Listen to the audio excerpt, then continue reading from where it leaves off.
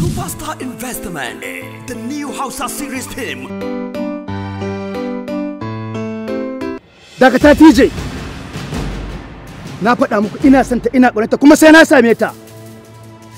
Ban taɓa neman abu a duniya na rasa ba. Domin ina da burin in cika ma iyayenmu alƙawarin da suka yi akan ta ta yi karatu.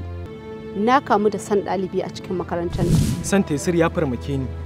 Dan tun lokacin da muka fara lecture ina son ta a cikin zuciyata. Babban abu ne na tsana shi ne soyayya. Kar ka manta da irin nasihar da nake maka. Kai, wannan wani irin dan wulakanci ne kaf makarantar nan daga malamai har ɗalibai. Babu wanda bai san irin rashin mutuncin da yake tatawa ba. Sadiq sunan shi. Kai dai sai ki yi hankali da samaran jami'an nan. Daga zuwan ki zaki fara soyayya? Ba na son ki kula kowane saurayi a wannan makarantar. Ya siya tikitin barin wannan makarantar. Bai san ko musu waye a makarantar nan ba. Daman kamar yadda addinin musulunci ya tanaja, idan ka ga ya kana so yana da kyau ka zo gidansu domin ka nema izini. Boss ai kai ne ka tsaya. Tsoro nake ji. Ka san yaran masu kuɗin nan suna da wulakanci.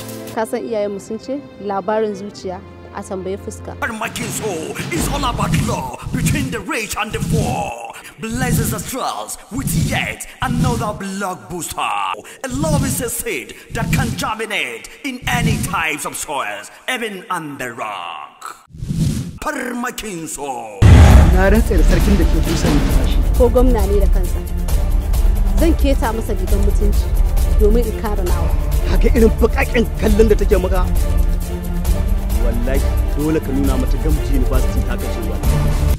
Farmakin Suleiman Minister as Sadiq, Yahya Superstar as Mahabir, Samira Esiau as Taisir, Mazaji as Al Amin. You can also visit us on our YouTube channel at Farmakin TV. Was produced by Yahya Superstar, executive producer by Samira Esiau, co-producer by Faisal Krata, story and screenplay by MD Asnani. Me kake ce mata? Me ka ake nin gaya mata? Farmakin directed Alfazazi Muhammad.